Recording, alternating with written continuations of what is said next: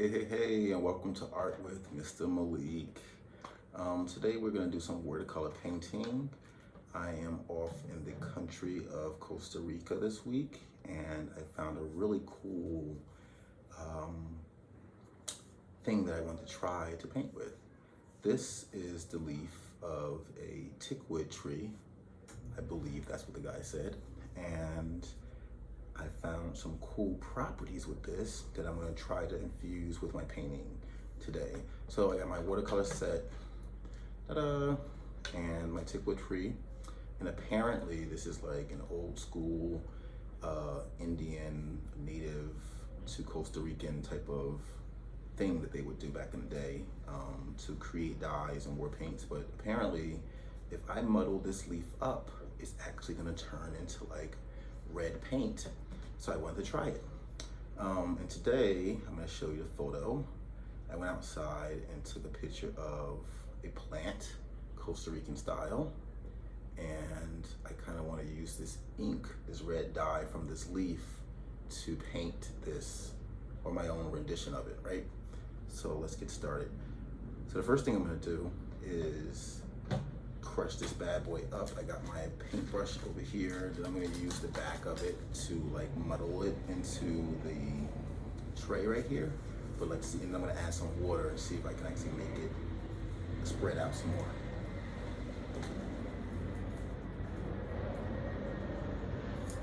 Let's see what happens.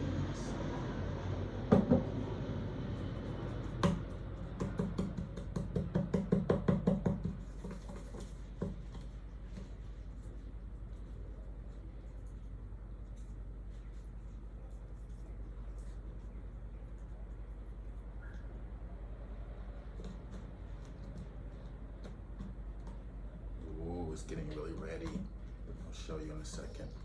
It's a slow process. I see how they had to take their time out and really muddle this back in the day. But for my intents and purposes, I just need a good little concentration of pigment that I can squeeze into some water. Look at that. So as you can already see, there's a, well, you can't really see it, but there's a dark pigment of water pooling at the bottom. Let's see if I can get some more going.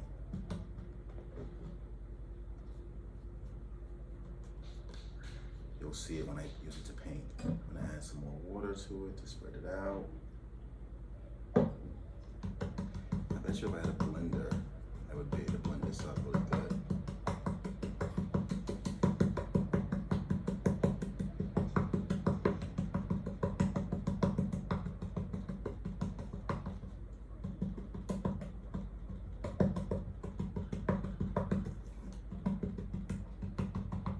Oh, I wonder if you can see that dark red color coming in.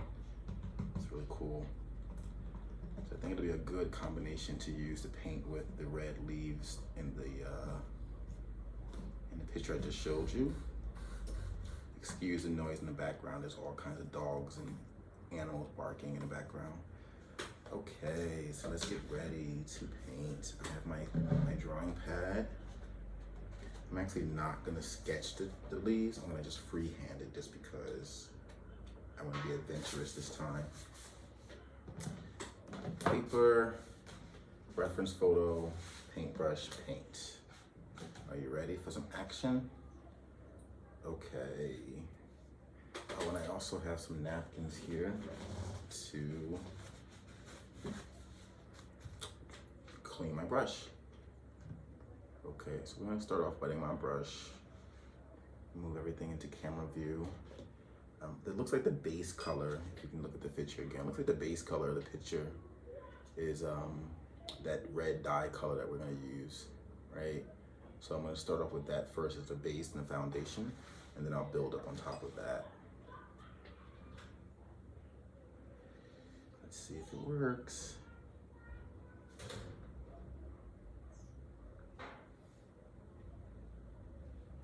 Ah, it's doing something.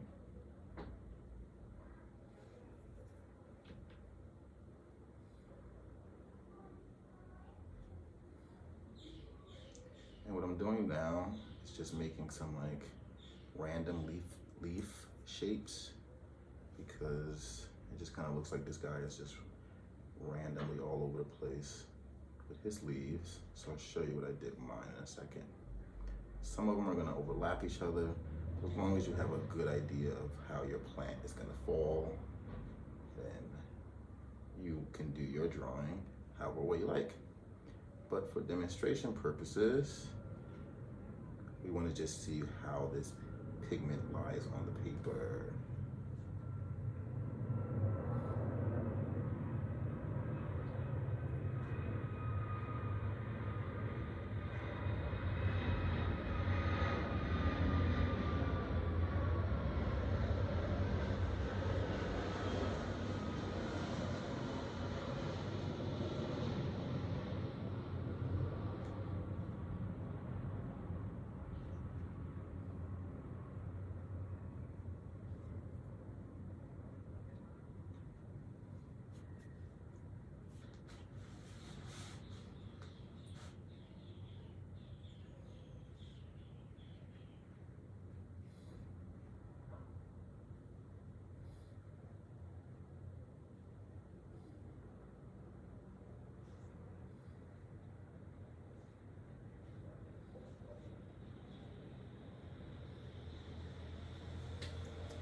Okay, I have a good shape going on here. I'll show you in a second.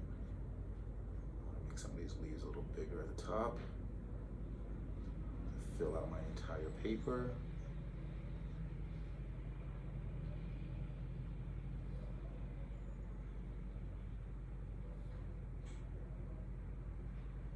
And there we have it. So you can kind of see where I'm going just from looking at it a little bit. I'll show you this in a second when it dries up. Clean my brush off. I like this pigment color so far. Looks really cool. I can probably get some darker colors, pigment if I let this sit a little longer. So that's what we're gonna do.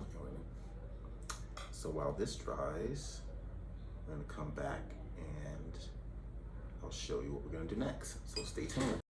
Okay, and we are back in the good old America, New Jersey, in Imprint Art Studios with our outline sketch painting flat base wash of the plant. And as you can see, we are now in phase 2 of adding in some details. So what I'm gonna do is just pull out my paintbrush. And I'm gonna use, I already have my water and my napkin and my paint all set up to make it easy for myself. Oh, I also have, I'm gonna add some water to the paint that's already there, the residue. The plant that we used eventually wilted and I had to throw it all out, but the residue that's left in here I can still make use of to kind of create that color if I want to. I probably added a little bit too much water, but that's okay.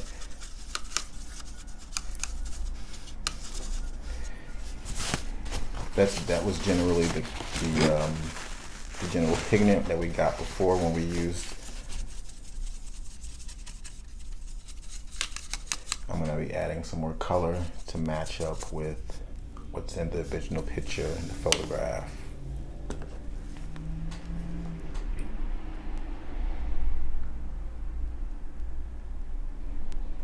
And I'm also gonna be doing some negative painting, which you'll see is a good way of painting the background and the foreground at the same.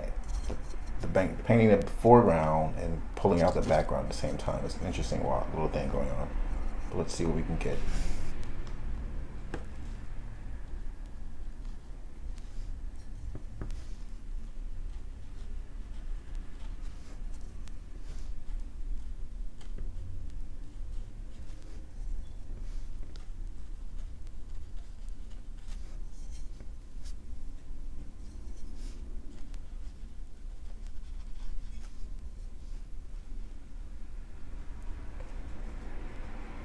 So what I'm doing, as you can see, is adding the shadow, the darkness to the leaf now to just kind of pull out some details and some design, texture. It's a fun word we like to use in the arts community. Some texture from the plants there. Now, of course, my plan is just made up my own rendition, so I'm just using this as a reference guide. It doesn't have to be 100% exactly how it is there. So don't be afraid that your picture's not gonna look exactly like the photograph. That's not the point. It's just really as a guide.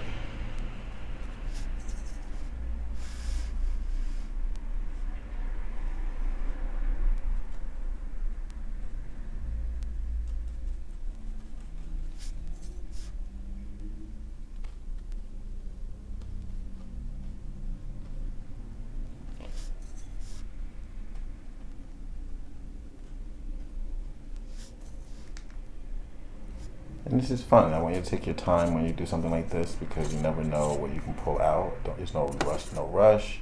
You can always stop and come back. I'm gonna pull some of this color in it as well. As you can see, I'm also experimenting with color just to see what I can pull out of the entire picture.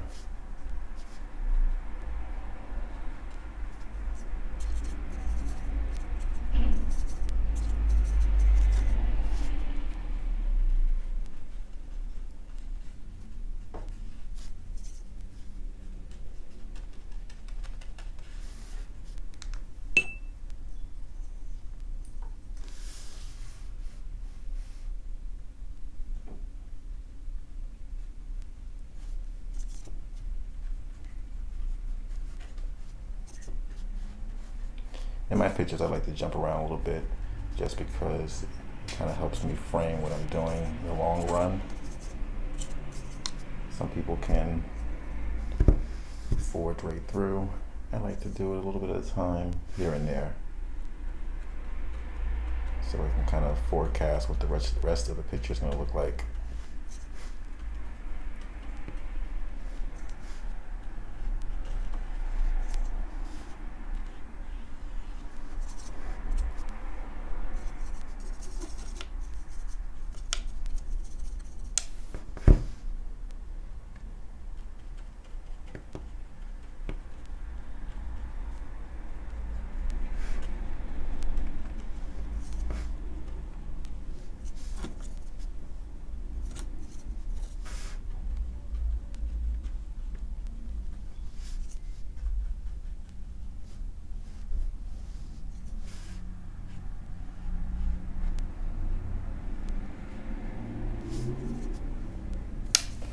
As you can slowly see, bits and pieces of the plant starting to come alive a little bit and get some character into it.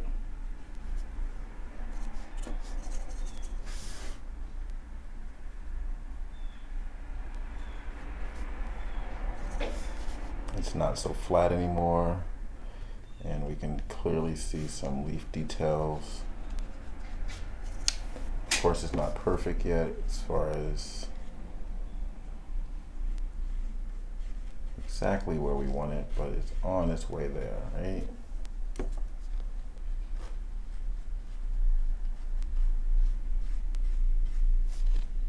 I just want to move some of this paint around so it's not all pooled in one spot.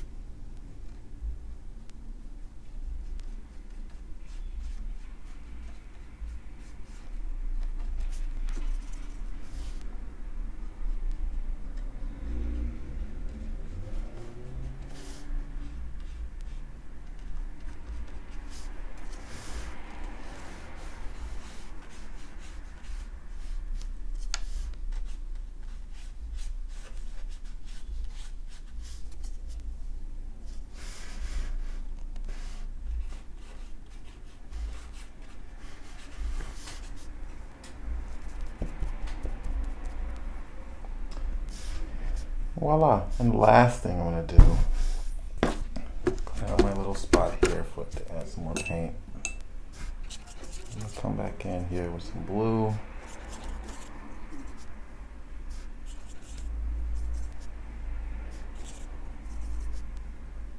And just gonna give myself some balance of color here. There's a lot of orange and yellows going on. Warm colors. Just want to balance this out with some coolness here. It doesn't have to be 100% a fill-in, but I just want to balance this out. And feel free to do your balancing however way you feel comfortable. I chose to use some good complementary colors of blues against the yellow and orange tones here. And that'll make it pop. So that when this dries, it'll have this a little bit more character to it.